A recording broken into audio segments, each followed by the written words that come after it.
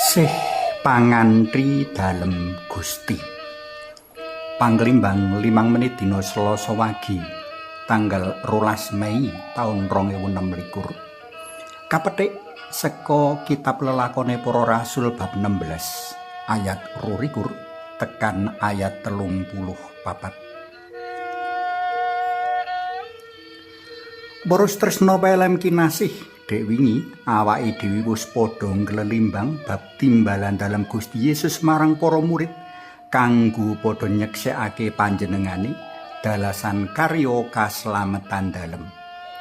Para murid kaprayogakake nyawisake ati lan batin kang jejeg lan teguh ngadepi kahanan-kahanan kang banget ora nyenengake lan ora dikarepake.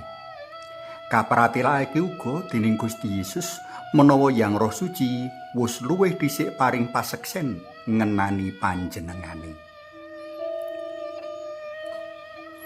Santo Lukas sing waosan kapisan dina iki atur pelapuran ngenani daya kuwasa Yang Roh Suci kang makarya nganteni Santo Paulus lan Santo Silas kang padha makarya martakake kabar kabungan ing kutha Filipi.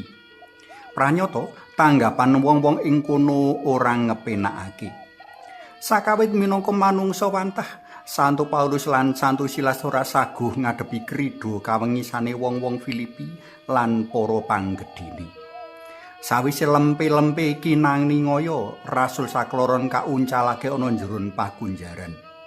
Ngilingi rasul sakloron kaanggep wong-wong kang banget ing bebayani, priagung sakloron kapapakake ing pakunjaran paling tengah kanthi panjagan kang banget rapet.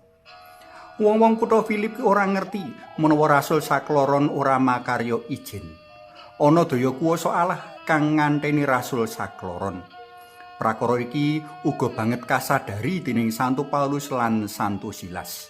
Mula ing satenging wengi kang tintrim, rasul sakloron padha marak Gusti. Sawise padha ngumbulake donga puji lan puji, rasul sakloron banjur padha masrahake pakaryan kang banget abot mau marang Allah.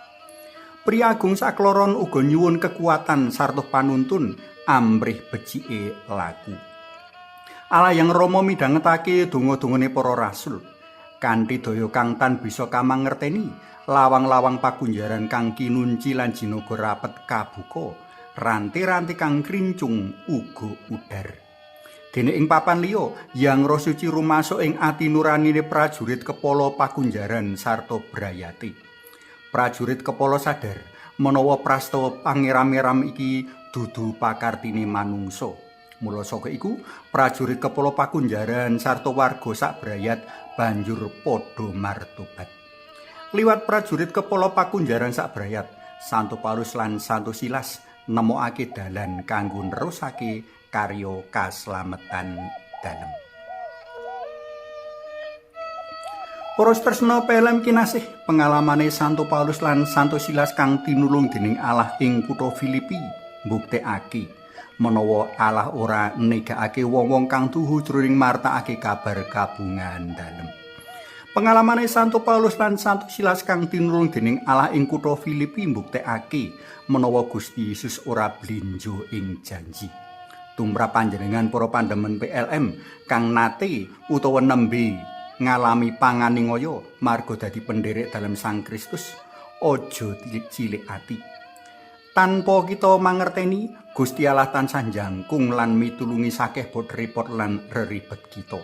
Sing penting kita percaya lan tansah asrah pangarep marang panjenengane. Aja lali ndedonga katur Yang Roh Suci kang kuwasa madangi lan nguwatake ati kang tipis lan miyur. Suwawi sami munjuk kunjung asma dalem Yang Rama so Yang Putra tuwin Yang Roh Suci. Amin. Mugi rawuh Yang Roh Suci kapenuhana manah kawula lan kakubarna salebeting manah kawula latu katresnan dalem amrih kanthi gregut saged dados seksi dalem Gusti. Mugi linurna Yang Rama Yang Putra tuwin Yang Roh Suci kados sing mula buka sakmenika sarta saklami-laminipun. Amin. Kunjung asma dalem Yang Rama so Yang Putra tuwin Yang Roh Suci. Amin.